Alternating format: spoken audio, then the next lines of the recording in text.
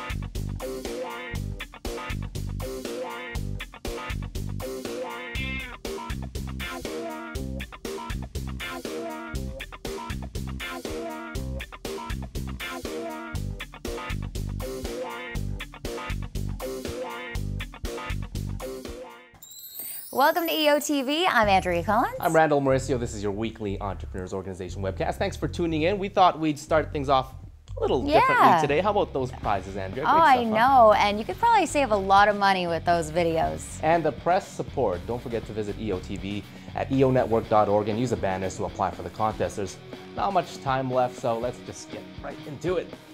Have you ever had a negative situation affect your business or threaten the sustainability of your organization? EO Arizona member Jim Bailey was facing a lawsuit and an uphill battle in court, but the tips he learned helped him develop a winning company culture that he says continues to fuel the success of his business. Here's how Jim turned his negative situation into something positive. Share the news with your suppliers, partners, and even competitors. Suppliers and clients can help you with pricing, payment terms, and customer relationships, but your customers and peers can't help you if they don't know you're experiencing a problem. Once you've announced the situation to clients and key employees, keep them informed and up to date on developments. Your employees are part of your team and they'll want to help you as well. When the situation is over, your cohesive team and loyal customer base will remain with you and grow stronger. Do your best to act with integrity even while others might be playing dirty. Deflect the negativity and your company will keep a positive image throughout. Even during a negative situation, there are always opportunities to learn and grow. Even the greatest challenges can result in developing a company culture with purpose, with a real sense of unity and optimism. And when you have that positive culture, you can overcome anything. Sometimes advice is worth its weight in gold, particularly if it comes from the right people, like other EO members, of course. In this week's Spotlight, Erik Bolinder from EO Idaho shares how advice gained from presenting to his forum led him to a new business venture.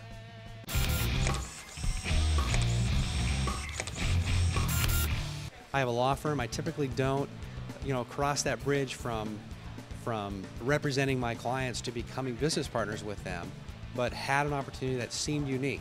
So I presented that to my forum and outlined exactly what's happening with that business, and actually had personal discussions with members of my forum about that, and really got good feedback and just a good feeling of whether or not it's a really good business idea for me to be involved. I still have my law firm, but the business is called Idaho Mountain Retreat, and we have 216 acres in a real pristine mountain area in Idaho along a river, and we're developing a corporate retreat for companies to bring employees, rewards, seminars, special events, and it's a place where from that point you can launch to skiing in the winter, snowmobiling, horseback riding in the summer. There are 2 world-renowned golf courses in the area. Fly fishing, river rafting, all this stuff from that location. So I'm just really excited about that opportunity. Buying real estate right now and developing it, yeah, that's a big risk. But the price was right, and I think the concept really has legs. And it's actually one of those things where what I didn't understand, what really kind of opened my mind to with other people's experiences was that's the kind of place where people are going to go where it's not seen as a boondoggle. That's the fallback for these corporations that do these retreats and then get slammed for it when they really need to do those kinds of things for lots of other reasons to really grow and build their employees.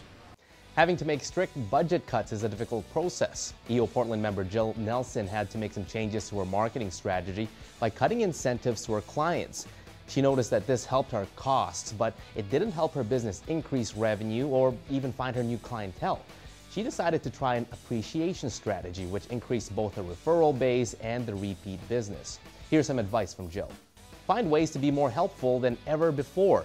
Make sure your existing clients continue to see the value of your products and services and make a commitment to meet all of your clients' needs. Train your staff to answer the needs of your clients in any and every way necessary and offer the staff incentives for being as helpful as possible.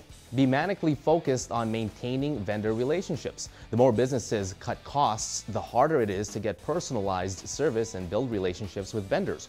Clients are always thankful when receiving personalized service and quick responses, so make it easier for customers to do business with your company. Revamp your service agreements to make them simpler, and make sure to only do business with other companies who share your desire to meet the customer's needs in a timely fashion. Take an interest in successes. Look for opportunities to congratulate your clients and vendors on their accomplishments. This will remind them that you care and that your company is available to help them meet their needs. Setting reminders and using things like Google Alerts can be helpful tools when trying to remember achievements, and try to send a personalized card or handwritten note when expressing your congratulations. Do your research and respond accordingly. Conduct marketing research to understand where new clients are coming from. If most of your new clients are referrals from existing clients, redirect your marketing dollars to focus on showing appreciation to existing clients. And don't do away with incentives like sending holiday greetings, anniversary cards, or generous referral gifts. Jill says a little kindness shown to a customer can make a wonderful impression. And because it's so rare, people will sing your company's praises when they experience it. Do you ever feel just like giving up, just throwing in the towel?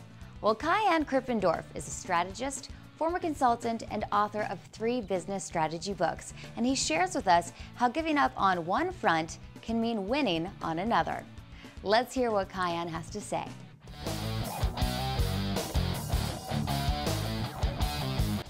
I'm Kaihan Krippendorff, and this tip of the week is to give up on one front to win on another. It's a strategy of sacrifice, and we have a knee-jerk reaction to fight sacrificing. We want to press forward, we don't want to pull back. But often if you pull back on one front, you'll find an opportunity to win a much greater battle on another front. You know, for example, a friend of mine, she created a tutoring company. This tutoring company now operates on 7 different states, has thousands of students that it serves, and it became possible when she decided to give up on one front.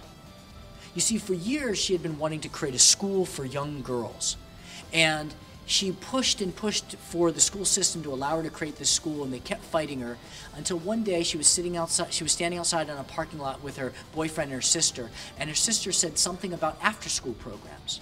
And all of a sudden, it occurred to her. She said, what if I create an after-school instead of a school? What if instead of trying to compete between the hours of 9 to 3, what if I compete between the hours of 3 to 5? And once she pulled back from creating a school and instead made an after-school, the school system adopted her.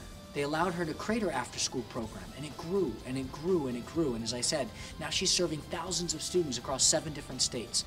So think about it, if you're facing resistance on one front, what if you pulled back on that front and instead focus your energies on a different front?